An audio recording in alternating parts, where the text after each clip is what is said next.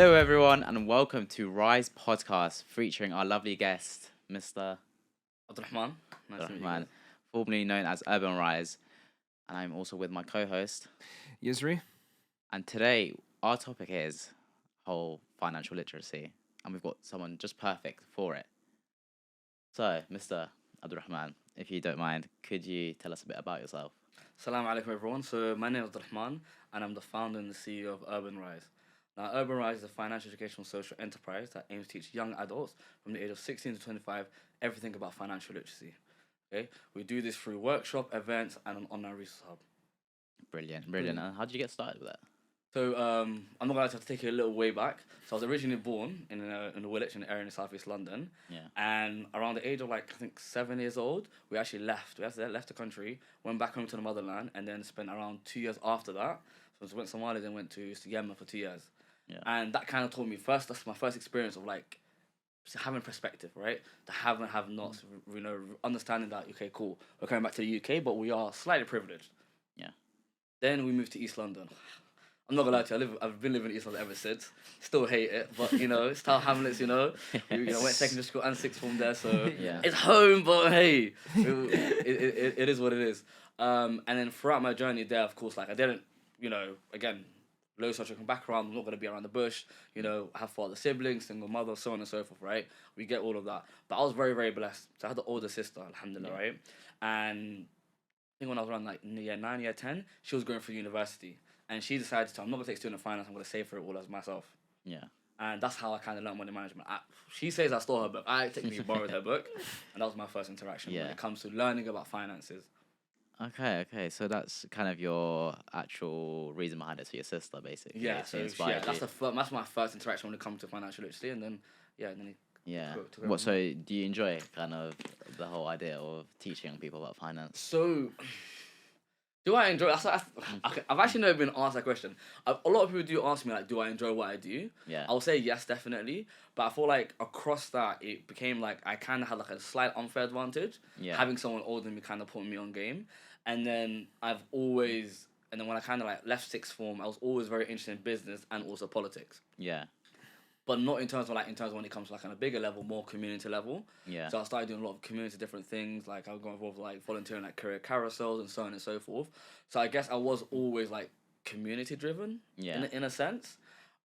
Personal finance kind of came out of okay, cool. I'm interested in starting a business, or if someone's interested in doing X, Y, Z. But anyone can do anything. It could be a business, job, or whatever. Yeah. But everyone needs to learn how to manage money. Yeah. Everyone. Regardless of who you agree are, with that, right? yeah. Yeah. So I'm just gonna jump in. What's your number one advice? Actually, your top tip, if you had to give one to someone. My top tip to give everyone. Yeah. It could be basic. It could be. So when it comes to general, everyone has different perspective, right? Yeah. Learn how you, and I'm supposed to say you manage money. Yeah. Right, because at the end of the day, I've given I've spoken to so many different people. Everyone has different tips. Yeah. Right? Oh, save this or do this and do that. No. Yeah. You need to understand how you interact with money, and I always want to start with behavior. Yeah. Right, behavior and habits. 95% of personal finance for me is behavior. Yeah. Okay, if you don't know how you interact with money and how are you spender, are you saver, if you don't understand that, then someone can give you the blueprint. Yeah. You're never gonna be able to follow it. Yeah. Right, no discipline or nothing. What's the point? Right, someone can give you the whole how to make a million or how to save or whatever. If you don't understand how you interact with money, then it's zilch. In my opinion. Great. Well, I've got one actually quick one. Are you a spender or saver then in that case? I'll think. Okay, I Based think on in your general, habits. I'm more closer to spender than a saver. Some people define me as a saver. That's only because I have certain habits that help me save. Yeah. But I'm genuine spender. What about yourself, Yusri? What are you?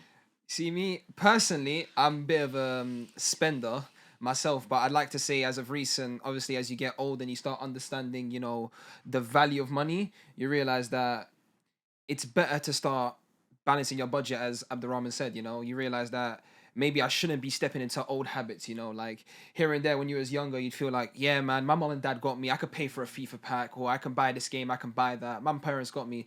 But as you get older and you start earning your own money, you start realizing, hold on, these are my decisions. And I mean, I'm feeling a little bit this month. Obviously, it was Eid the other day. for us, and obviously you have little siblings, you give money to them and whatnot, and you start having to realize that you have to budget that money as well. It's like you can't give every sibling £100 or whatnot. So when was the Ramadan that you realized that you have to go? You've changed now. You ain't I'm getting the saying- haqq al-Eid no more. I think ever since my nephews were born, actually, I was like, just always had to get them something. Yeah. I feel They were like only born 5 years ago, though. So since 2020, I feel like I've been unk status, basically. Unk status. for me it was like since year 13, so that's like just last year. So like 17, that's probably the last time I'm receiving Eid money, man. It's a bit Yeah. depressing. Oh, I realized when is the last time I received money? Was the last time you received money? Last year. Is it? Yeah. No way. Mine was like, because I haven't seen my cousins in a while. Probably like when I was 14 or 15. So what? You're like 18, 19, right? Oh yeah, 18, 19. How old are you? 20. 20. Yeah, how old are you? Yeah, I might be an uncle then. I'm 25. Oh, years up. Yo. Yeah, so it's a bit. So we're talking maybe like 9-10 years. Yeah. Yeah, like I can't remember. Yeah, I don't. Yeah. Well, yeah. So, we are going to jump into our first topic, which is the cost of living crisis. Obviously, the UK isn't in the greatest situation right now. Tell me about it, The cost man. of living crisis is one of the biggest problems people are facing and how they are handling that. So, could you give us your thoughts on the cost of living crisis itself? It isn't a joke if we're being completely honest. Like I feel like the generation that we're growing up in is like one crisis after another. Okay, and at some point we have to kind of get used to it and say like, cool, like it might not get easier, it might not get whatever, and like take it how it is. But when it comes to the cost of living crisis, I feel like the way to kind of look at it is like, if you do have, maybe if you're studying and you do have a part-time job, you have to. There's no if, buts, and maybe you do understand what we're living. You have to be as slightly smarter with your money than previous generations. Okay. Yeah. At the end of the day, like the cost of things are increasing. Yeah. How much is Nike Air Force right now? Let's just go. Off the bat. Yo, the cost of Nike Air Forces. Like the we're talking, inflation and was that's crazy. a luxury. And in my opinion, that's kind of a luxury item, right? Yeah. Yeah. That's a UK staple there. Isn't that You measure the cost of inflation by a Freddo and a Nike Air Force. Yeah. For me, I go with like Freddo or like, you know, for example, like when I was like in year 7 to like year 10, right? £1 will buy me any canned drink Yeah. and also like a chocolate bar. You go into a corner shop right now, it's 85p for like whatever chocolate you would want. What, or two whatever. England chips? How much is it? In your It used to be 3 Wigan chips in Three my Wigan area. chips. It used to be £1. Yo. Damn. Growing up for me, it was £1, and like there was like in Stepney Green, right, the area that I went to school was. What? It's KHF, by the way, right? £2.50 for a chicken burger and chips and a drink. Yeah. Bro, that used to slap. Friday after football, used to go there, bro. Subway used to be £5. So Subway foot long used to be £5. Oh. That used to be $2.50. So we were like, let's go KHF or let's go Subway. Subway right now. 11. I swear it's like £11 Yeah, it's just like for a a- foot long. Bro, Just you for know a foot how long. crazy that is? Like, it's What, a like? premium. Like you leave your TFL, now the fact you start paying for stuff as well. You leave your house. If you're going out with your friends, you leave your house. Minimum you're probably gonna spend if you're gonna go eat or whatever is maybe £15. yeah. Yeah. All I gotta say is, we're talking about the cost of living crisis. You gotta shout out some of the shops that somehow are able to keep their prices. We know Especially- we know how they keep their prices. Yeah, we do. But all I gotta say When is you shout, see that side, cash only, you know what? bro. you Shout know out to what- Finsbury Park, especially, man. I don't know how they do it. Literally a fillet burger, chips, and like, isn't it 2-3 wings? It's still like £3.80 in this economy. And low-key, I'm not gonna lie to you. I've gotten to the stage, right? Of course, like I'm still a chicken chip lover. I'm not denying Yeah. it, right? But sometimes those that are able to keep their prices so low, I question it. Yeah. I question it because like at some point, okay. So when we're talking about the cost of living crisis and so on and so forth, there's sometimes a premium tax on certain products. Yeah. Now let's separate certain things, okay? I love always going back to the basics. There's needs versus wants. Okay? Yeah.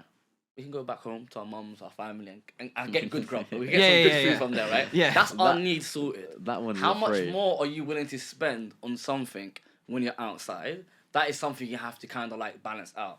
Okay. I'm a linebacker lover. Yeah. Like so before I had a linebacker, I had a bike. Yeah. And I was kind of slightly annoyed. Before linebacker was a thing, I bought a bike for £850, right? But that was I was willing to purchase that. Why? Because I don't like using a TFL like that. Yeah. Okay? So I was like, cool, across a year, I'm spending, I think I was going central a lot, so I was getting a zone pass, right? I Yeah. was spending just slightly under £200. Sometimes it will go up to £200 when I go to different zones and so on and so forth, right? But And this I'm Oh for the like- month, yeah. Just for the month, yeah. £200 for the month. Yeah. Yeah, So, that's- so If you're I going mean, into central London every so- day, so- you're working in central London. Mad. So zones, yeah. If you're paying, so you pay for a certain zone. It was £184. I'll pay for a certain zone, and then I'll basically be traveling. If I go out of that zone, you pay a bit more, right? And I'm like, cool. As soon as I start getting a bike, I invest in my bike. I'm like, cool. 6 months, I was saving a bit of money. In the long term, I was like, cool. I'll save a bit of money. I go to basketball, football with this bike as well, so on and so forth. And the line bikes came out of nowhere. And I was lucky. I only lost like £300. I still sold it for some. How come you sold your bike? bike then? Would you Line not have just bikes. kept it? What's the difference? Okay, so for me, the biggest difference was the fact that with a line bike, for example, right now, I've just docked my line bike outside, Yeah. and I'm done with it. Okay, that's the convenience basically. Convenience. Right now, if I had my bike on me, but I live in East London, I would have cycled from my house all the way to Wood Green, Yeah. right? And also with my heavy bass bag, I have a little something to carry my Yeah, my makes bag sense. with, right? So it kind of helped, and that's why I was like, cool, I'll firm that 3 bills, but line bikes are my go-to now, right? Yeah. But everyone goes to me, oh, you spend some. I'm like, no. Well, you get If the I monthly pass, don't you? I get the monthly yeah, pass. Same. Yeah. And some of the man that put me on as well still. Shout out to them. They know who they are. And like balancing that out and seeing how much I spend on line back, and I still use TFL, is still cheaper than me getting a zone pass. It's seeing, of course, you don't have to go micromanage, go all the way into the details of it, but it's understanding where your healthy balances are. Okay, because travel, if you don't keep checking, bro, TFL, midnight, 2 a.m., you're sleeping, bro. It's coming for you. Tell me it's about it, coming man. for you. Imagine the other day I went to central London, innit? Actually, it wasn't really central London. I sort of like, I had to go to Stratford to do something. Then I had to travel somewhere else. Then I had to travel Stratford, somewhere Central else. London for you. That's crazy. No, I know it's East London, innit? But like, the thing is, ended up You going gotta know your central. locations. I ended up going Yes. central. Then I ended up going South London. Then I Okay. ended up going back to central again. Then back to North London. I checked my Monzo in the morning. Yeah, it was like 4 or 5 a.m.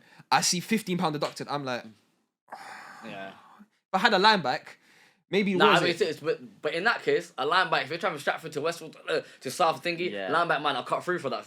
I mean, depends how fast I pedal, man. Fair. Depends how fast. I could pedal fast, man. No, Fair. to be fair, if I see a line up journey over 20-25 minutes, I'm gonna rather take TFL because I think them short journeys where you save, say for example, it's like a half an hour bus ride, but it's a 10-minute line bike. I'm gonna take the line bike instead. I'd rather get there in 10 minutes than like obviously half an hour. So I want to choose like quicker. Like, I don't want to do overboard. I don't want to come to wherever location I'm going. I'm there hot. It feels like now it's the Stuffy, summer. so on and it so feels forth, stuffy. yeah. It's the convenience, the quick one. Like now, I just live. If I was to get here, it would be half an hour. That line bike took me 9 minutes basically. Okay. Because obviously you've got like bus stops, trains. They only stop at certain places, limited. That's the benefits of line bikes. We're giving some line bikes some free promo. Yeah, here, so free actually. promo. I Shout was out. gonna ask, in general, when it comes to the cost of living crisis, right? When it comes to, put that to aside, when it comes to like your everyday purchases, how high is price in your factoring of what you're purchasing for you guys? Good question. I mean, for me personally, it's I pay for the convenience. I'll pay for even if I do see it's a bit more on the expensive side, but I know it's gonna benefit me. I'm gonna pay that. And if I know I Do can you mind giving afford an it, example of that outside the line bikes and stuff? outside of line bikes, for example, are we gonna keep on the topic of transport? Nah, let's move away from it. If Well, you I was gonna can, say, if you can, we can go on Ubers, but if not, for example, actually no, I will pay good money for good quality food. For example, Okay. if I see 2 places, I know it's cheaper, but I know it's not gonna hit the same if I spend that little bit of more money, I'm gonna go there because I love food. I love like going to like the better places and whatnot. But that's different. It's subjective to everyone else as Yeah. well, so it's different. But also takeaways, for example, as well. Takeaways are a big thing now, where it's so expensive. Basically, one takeaway is like it's coming up to 20 quid nowadays. But then used to do quick Uber. It was like 5 to 10 quid basically. But now obviously it's changed. So obviously that convenience as well, speeding up. Say I'm quite busy, I'm just gonna order food as well. Yeah. So then, instead of making food and spending like a good 20-30 minutes cooking, You'd rather just I might. Deliveroo, Uber Eats. Yeah. What about you? I think for me personally, I feel like it depends on the occasion. For example, if it's like a big group meetup, right? For example, now I'm in a gap year personally, and I know many of my friends that are coming from Leicester, Liverpool, they're all in these type of units. So when we come back into the ends, I don't mind spending a bit of extra money if it entails that we go to a good place to eat. So that's an occasion where I haven't seen my friend for months. I don't mind hitting up like like a nice restaurant maybe one in like central London, that's okay for that occasion. But if I'm going out with my friends that are like, I've seen them like here and there once or twice a week, here and there, and we decide, you know what, let's go get some food to eat, then I'd probably recommend a cheaper alternative in the case of Nando's. It also goes the same thing for football sessions. Sometimes, you know, if we don't have enough numbers for a power league sesh, power league's a bit pricey nowadays. It's like maybe £5 to £6 per person, depending on what time you're booking. If we have like maybe 8 to 9 people, it's okay to use them free to use estate pitches, or like for example Ferry Lane or Elthorne Park. It's okay to use them open pitches. All the cost you have to worry about is the travel and like any drinks if you want to go corner shops. But if it's like a big group, just for that occasion, if it's like a 15-man power league sesh, I do not mind chipping in £4 and then paying anything extra, because it's good to see my friends and it's good to be in that group of people. For me, it's just about the occasion. No, I think one thing that when it comes to, so the point of the question I was going to ask, right, is to kind of see where people always kind of value price or quality, right? Let's keep it a buck. Our generation always prefers quality, right? Yeah. They're willing to pay a premium or a certain amount on price if the quality is there. Now, it's always about being aware of what you're doing, okay? I'm going to put you on the spot. Yeah. Do you budget? I'll start with you. As of recently, due to, you know, having like plans in the summer, I've had to budget my money. So like my friends have given me a spending cap. So if when we travel, its spending cap's gonna be around 500. So in the back of my mind, with like the money the income that I have right now, it's budgeting money. So like, all right, cool. If this is the target I need to hit, let me split some of my paycheck into this aspect, some of it for my personal savings, some of it for transport, budgeting like that. But sometimes, obviously, what's the word? Instincts kick in the case that I might get a little bit extra spendy with my money. Like I might just end up doing stuff for leisure, as an example. But as of recently, I have started to budget. Yes. Okay. I'm gonna say with full confidence, yes, 1,000%. Because alhamdulillah, I'm a married man. So obviously, Allahu Mubarak, Allahu Allahu Mubarak. yeah. And funny enough, I've got the keys to my first house today. Allah Mubarak. Hey, no, that's big up for that. Oh my Big up God. for that. Come on. Mashallah. So obviously, I've got to put in a lot of factors into my mind, especially when budgeting. So that's your rent, my bills, my food. Obviously, I'm gonna be a man. I've got to provide for her basically and make sure everything's good in place. So by knowing I'm budgeting, I know I'm like not going overboard, and we have like extra money to go out and do nice things, eat nice places. I've got to factor in. If you don't, then I'm just chucking money everywhere. That's your one-way ticket to poverty, mate. Nah. If you ain't know where your money's going, then obviously there's a problem. And is there a certain like preference for you in terms of how you budget? Is there a spreadsheet? Like Yeah, I can't lie. These TikTok spreadsheets that like them free ones, yeah, I'll be so honest, they're actually very useful. It's actually just an Excel spreadsheet. I mean, I'm used to it. I work as a data analyst, so I'm That's used to a it. bag So, basically. yeah, it's literally Yeah, it's in just your like bag. standard. So yeah, it's very easy as well. I feel like everyone should at least have an idea of how much they're spending on what places, like your travel, your food. But now my budget has kind of changed because obviously I was living at home, and now I have to factor in I've got to pay rent. Like, bro, it doesn't feel real that I'm paying rent, especially in Yeah. the cost of living now as well. Being able to like provide and whatnot is very difficult, but alhamdulillah, finding a way. That's where it's at. So I feel like a lot of people when they say to me, "Oh my God, like it's crazy, I'm spending so much money." I'm like, "How much money are you spending?" They're like, I don't know. That's an issue, right? Yeah. Right. That's the issue, and that's it. There's no only an issue in terms of not understanding how much money you're spending, but let's see it this way, right? Not boxing, but like you're versing it, right? Cost of living is trying to beat you up. What is your defense? I think one of the best ways to defend yourself is understanding where your money's going. Now, the reason why I say go back to behavior and your habits, a lot of us are kind of anxious, right, and have some anxiety when it comes to I don't want to check my bank account, or the fact that like, or some people I've heard the Oh. opposite, right? So some people they don't want to check their bank account. Yeah, the anxiety of bank accounts is real. And there's like, some other people who constantly check their bank account because they're like, I don't even know if this purchase is going to go through. Okay? And if the more you look at your money, the first couple of months, it is going to be anxious. I'm not going to sit here and lie to you, right? It is going to be a bit daunting looking at your finances and trying to balance it all. But eventually, you're going to have a certain level of confidence and understanding of what's going on. I don't care if you're a sixth form or if you're a uni student and you have fluctuating income. You can still budget right now. You don't have to wait to get to a 9 to 5. yeah, I think actually that might be an issue that young people kind of face as well. They have fluctuating income. So a lot of people don't have like a stable job, like a full-time job, where they know how much money's coming in each month. I think that's something for people to factor in. But obviously, having a rough idea, I think it is quite important. I feel like even so, let's take the example of like a sixth form or first year university student or someone that's looking for a degree apprenticeship or whatever, right? you still spend money. Yeah. Right? Yeah. And I said, like, oh yeah, but I don't have a job. I'm like, that's cool, but you still spend money, right? Regardless of who's footing the bill, you still spend money. You need to know how much it takes for you to maintain your life. Whether it's going football, going basketball, or you going out shopping with your friends or whatever, you still spend a certain amount of money. If you don't know how much this money is spending, then what's the issue? They're like, yeah, but my sister pays for my phone bill, and my dad pays for this, and my mum covers this. Okay, that's calm. But eventually, one day, you're gonna be covering everything, right? And especially like if I'm Muslim at the end of the day. I'm not gonna I'll keep it a buck. You're gonna have to provide for family for a guy, right? Yeah. For you to say like, oh yeah, no, I'll let them worry about it. No, no, no, no, no. As early as possible, you need to be aware of how much you cost as an individual. Yeah. Okay. From the age of 14, 15, 16, you can start doing this, right? You go to school, you have a phone. All this costs money. Everything around you costs money. Yeah. Someone's paying for it right now. Eventually, it's going to be you. But understanding how much you cost as an individual will help you in the long run. Yeah. Now, that's one of the foundations for me, right? Understanding who you are, then the budgeting, and then eventually, once you budget, then you can figure out if you have scope to save.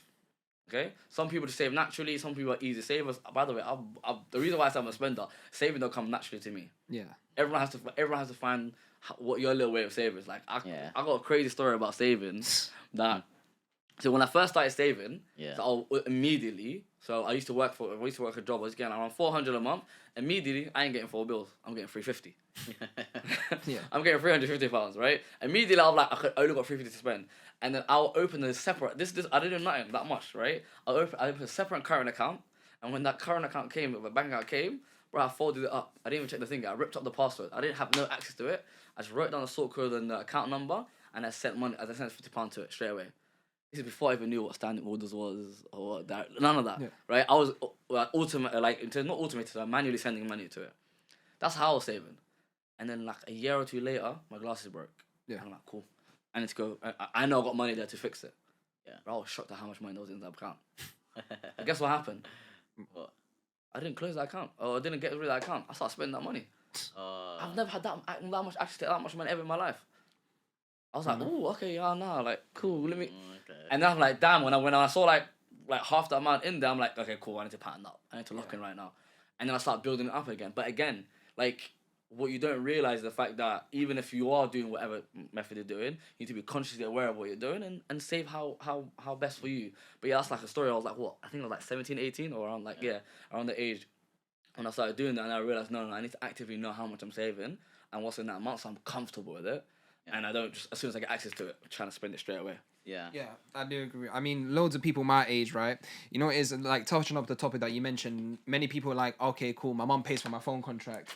You know, I got a roof under my head. You know, or these instances, right? Like my mom can buy me these clothes, this and whatnot. So like when the moment they start getting these incomes, right? Instead of being rational with their money, they sort of go into trying to impress people. And I feel like that's sort of a dangerous position you get into, because how can you tell me you can step outside, you know, you got Lama Barak, you're dripped out, you're wearing these designer brands and whatnot, then you look in the bank account, well, I got a fiver in there. What do you mean I got a fiver in there? And it becomes a thing where it becomes a sort of this reoccurring pattern. So like they're like, oh, I need money. The moment I get money again, they start buying even more stuff, and they don't realize the importance of like budgeting, as you said. So I feel like that's a sort of a major issue amongst the younger generations as well. Yeah. Well, I do have a question in that case, and I appreciate it might be difficult to answer. But I was speaking about this with one of my friends, and if you was 18, basically, I know usually you are 18, but if you was like 18 again, and say you had about £1,000 to £2,000, Wow, dude, to be 18 again. what would you do? What advice could you give to someone that's like, especially young, but they've got a good amount of money that they've saved up from their part-time job, whatever? What would you recommend they do with that? Well, at that age, I think immediately what I'll do is Bear in mind they have like no responsibilities. Yeah, or no. So whatever. I would immediately identify a couple of things, right? I'll start, if they don't budget, I'll start budgeting, but I'll identify how much I spend in a month. Okay? Then I would immediately times that by 6 and put that into a certain a saving account, right? And with that principle is the fact that I know now, if whatever age I'm at, if I was to stop working, I have 6 months of saving to fall back on. Then I would basically then break down 3 items that I need. So one's my phone, second's my laptop, and the third's my glasses. And how much that costs overall. So for me, that's around like 1.2 for me to fix it immediately. Sorry. No worries. So yeah, to fix that immediately, right? And that is if all was to break on the same day, I can fix it immediately, put that money to the side. That is what I consider being like just being comfortable when it comes to saving. Around that age, when you're like anywhere from 16 to around 20, maybe 21, those are the two main savings that you need to do. Now, when it comes to potentially investing and doing something with your money, I feel like also around the age, even up to the age of 25, you should you should start becoming aware of investing in terms of from an educational standpoint. But I think the biggest investment you could potentially do is in yourself. Okay, so like very very early on, one of the things I started investing in is cool. I said I know before even urban was a thing, right? I was very interested in consultancy. Okay, so I'm like cool. I've always been people have always said to me like, oh, you're a decent public speaker, or you're you know you could do X Y Z, or you're always a great waffler. I'm like cool. Let me learn how to do facilitation. Before even Urban was a thing in my head, I want to go learn how to do facilitation. So I started paying for me to learn how to do facilitation. And then I realized actually nah, I'm not gonna pay to learn facilitation. Let me actually go try work for a freelance company so I can learn facilitation while I'm getting paid for it. And that's how I kind of like started becoming better at facilitation because of the fact that I know, regardless of whatever room I enter, to be able to have a conversation flowing and ask people the right questions and so on and so forth is always gonna be fruitful for me in my career and even when I start a business. Okay, because I'm 25 now, but I get called 18, 19 on a regular basis. There's so many times I've entered rooms with grown up people that are much more experienced than me, 3, 4 times my age, and they look at me like, this guy's a little kid, man. Why the hell are we listening to him? How do you command the room? If you can't, navigate a conversation and get your way in, how can you command the room? So that's some of the things that I try to invest in early, right? Yeah. Now, everyone has their own ways. If you're someone like, say, cool, I maybe want to go into like a 9 to 5 or whatever, you kind of have your perspective and you saved, I will genuinely wouldn't mind you trying to identify bigger aims. Like, for example, I want to save for a car, or I want to learn how to drive a license, or whatever, to spend the rest of the money on. Yeah. That's what I would say. I would really, really look at investing in yourself first, seeing other aspects in terms of like, cool, I want to say, well, get a car and so on and so forth. Of course, within reason, if it fits into your budget, if you start learning for that to put that money aside, investing. So that's a very interesting topic. Yeah, I think that might be a topic for another day. Yeah. But seeming as though like the whole idea of working and whatnot, I am gonna move on to our second kind of topic, which is kind of employment and how nowadays, especially in the cost of living, the job market is cooked. The job market is cooked. That's what everyone is saying. What's the word? What's your thoughts on that? What are my thoughts on specific other The job market in general and how people are dealing with it. I feel like so a lot of people do speak to me and ask me questions. I'm gonna preface this and say like honestly, I've only had a part-time job since leaving university. I've alhamdulillah been very fortunate to have my own business and do a lot of freelance stuff in and around it. And even with the part-time job I did have is within a space that is constantly needing people, which is like the youth sector, youth workspace. So I've been very fortunate to not have to go through that cycle. However, while I was at university and going through my third year, I did apply for some graduate schemes, and it wasn't easy. And I can't imagine how hard is it now as well in terms of people going through that. But one thing I would say is that a lot of people, so a lot of my friends that have been able to get jobs and secure jobs, they don't treat every job as like a do or die situation. Okay, and I've had friends by the way that subhanallah they've had to apply for 100 plus jobs before even maybe getting the one they wanted or getting any at that point, right? And it's not easy. And I know I'm talking from a very fortunate position here, but at the end of the day, you need to kind of like disassociate the emotional attachment of doing it. Sometimes it might not be easy. Yeah. What I like to think is treat it kind of like a numbers game. Yeah. You're gonna apply. You just if you think you're gonna do a couple applications for the week and that's it, you call it a day. No, I'm talking about at least 20 applications, in my opinion, at least every day, till you get some sort of response because it's not easy and you're fighting against millions of people across the country.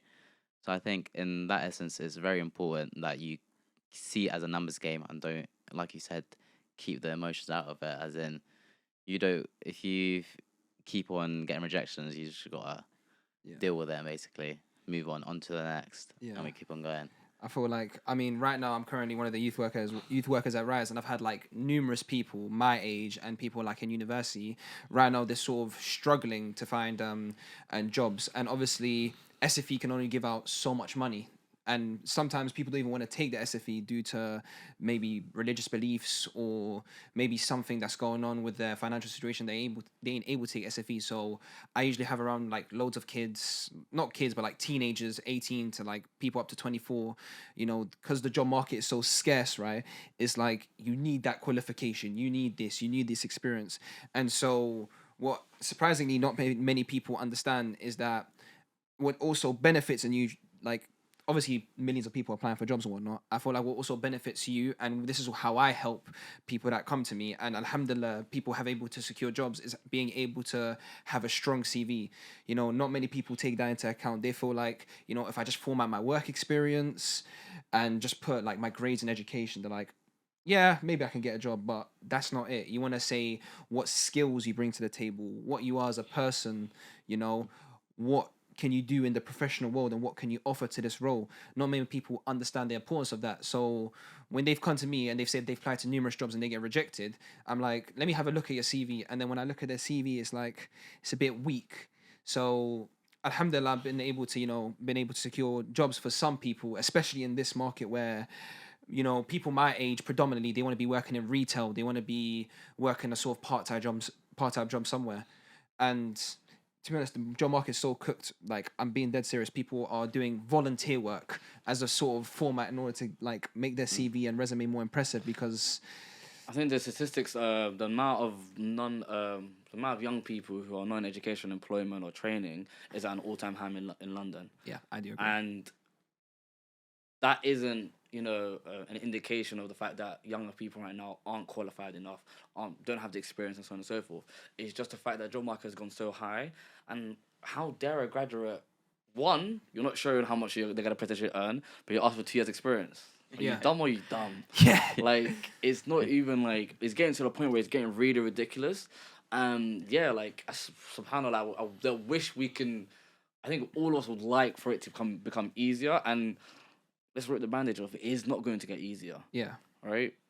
Especially with what's going on with Donald Trump and the UK in terms of what they've kind of announced in terms of the Labour government. It isn't going to get easier, but there are certain things that you can do to increase your chances. Yeah. CV is a non-negotiable one of them. Yeah. Right? They will literally dash your CV in the bin if it's not up to a certain standard.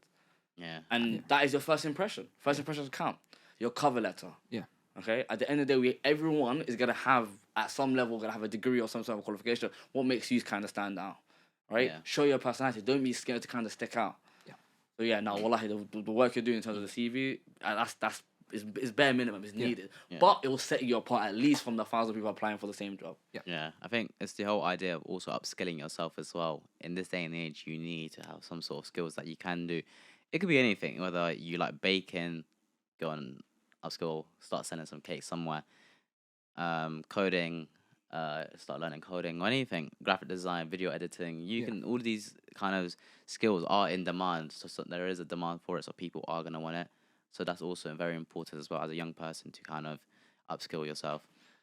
But yeah, I was gonna no, go, by all means, go. I was gonna say one thing as well that you could potentially do as well is, I think, as early as you can, and I think there's also a responsibility upon us that have kind of like, left the school education system, right? Any sixth form or anyone that's about to enter university, I believe you're coming from a certain demographic, you can't just be like, oh, well, I'll figure it out after I leave university. Yeah. Nah. Our parents didn't come to this country for us to be trying to take the easy way out. I think you really need to do lock in and think about, cool, what am I, or who am I going to kind of try be, and what type of job do I want to get at the end of this?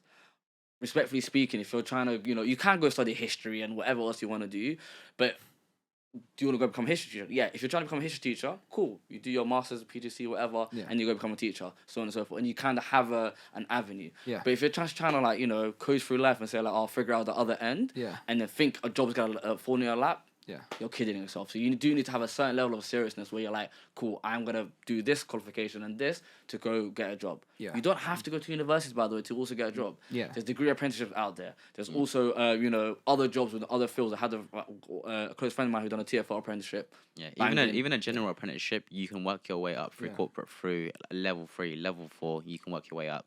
You could, That's honestly. There's accounting apprenticeship that you can do.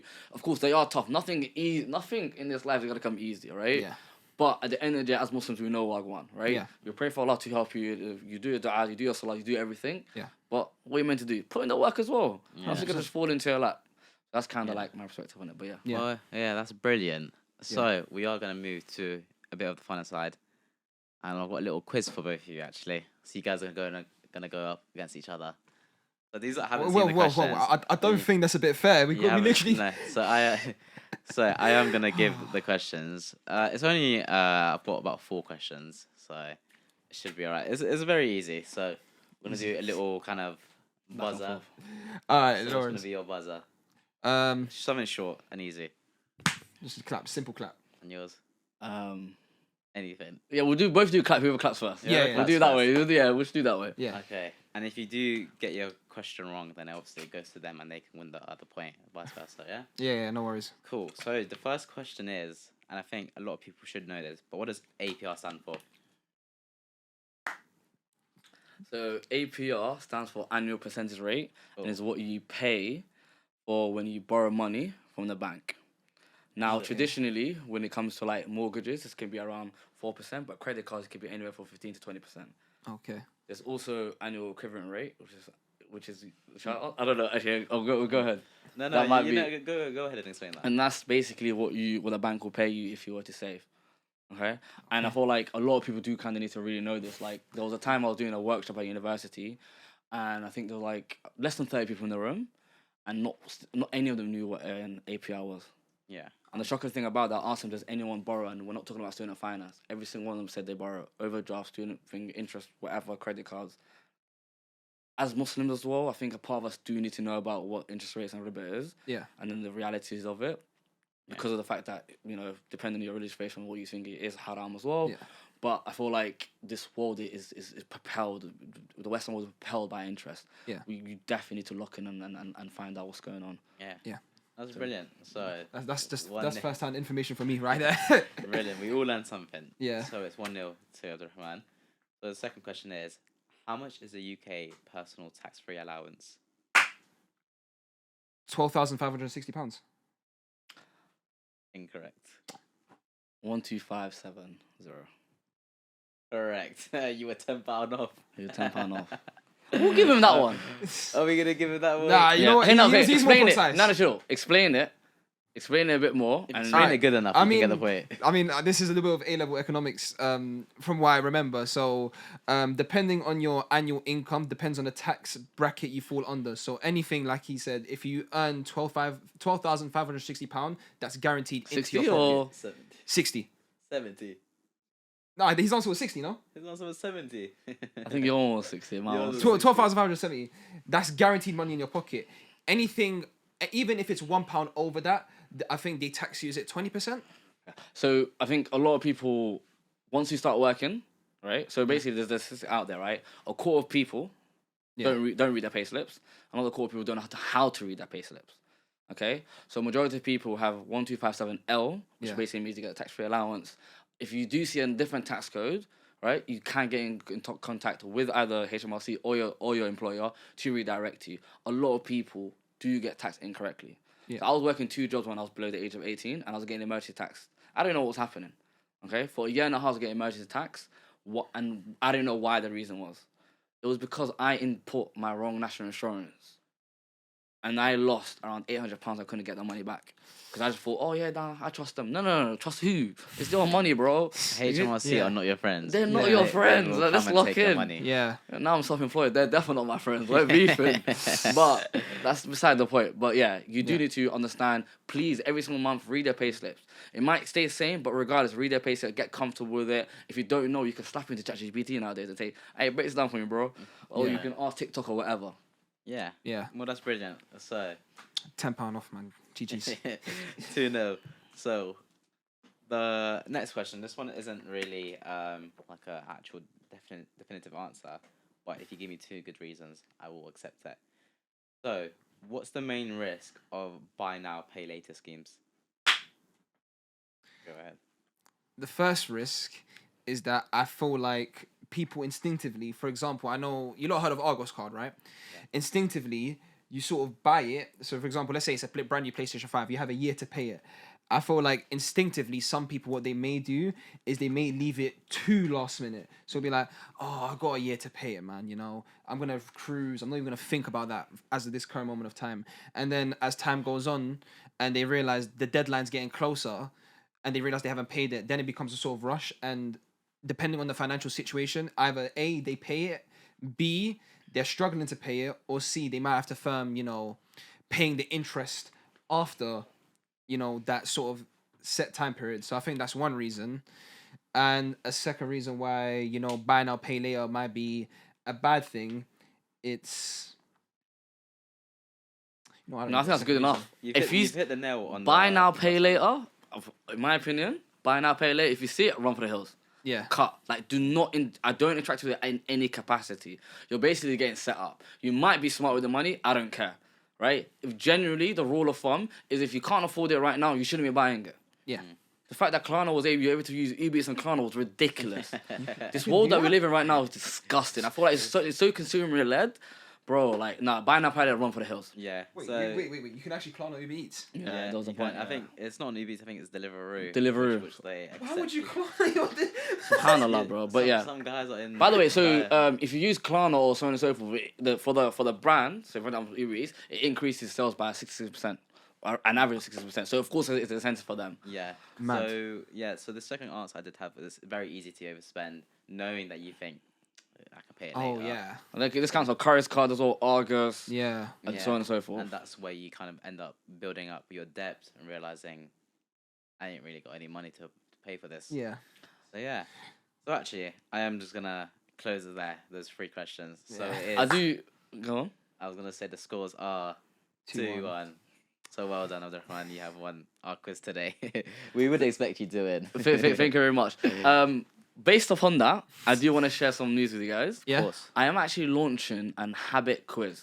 Ah. So this habit quiz will basically be you take a quiz, less than 2 minutes, and you get personalized feedback about financial literacy and the habits that you have.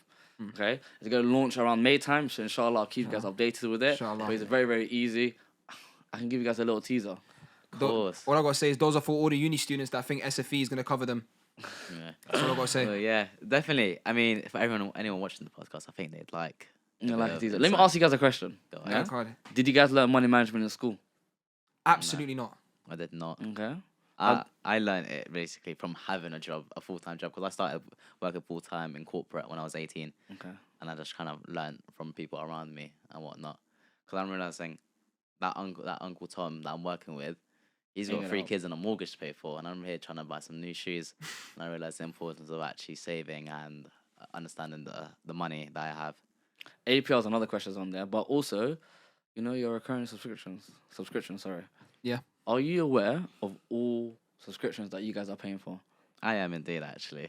All I gotta say is I have 2 subscriptions. That's only Disney Plus and Netflix. That's all I got. Only 2. Only 2. No, mine are actually beneficial to me. So I pay for CapCut Pro to edit, and then ChatGPT Plus.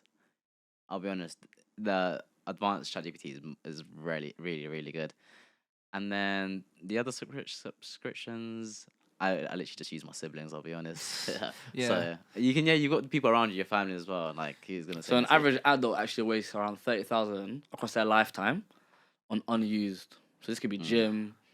This could be a lot of things that people just. Oh, the kinda gym grab. count. Yeah, I've got my gym. Actually, Yeah. you know what? I Oh, so you don't? Assholes, no. I thought I'm gym didn't joking. count. I count that as like my actual expense. So the purpose of the quiz, anyways, is a self reflection, right? You get a bit of self reflection in terms of where you are in your finances, and then you can kind of start your journey from there. Because a lot of people will be like, "Man, I don't know where to start." Okay, Yeah. and I think for me, again, as I said, 95% of personal finance is all about behavior, right? You need to have a starting point, and that quiz will allow you to have that starting point less than 2 minutes, and inshallah, it will help guide a lot of young people. Inshallah, yeah. Well, thank you everyone for listening. We are gonna wrap it here for now.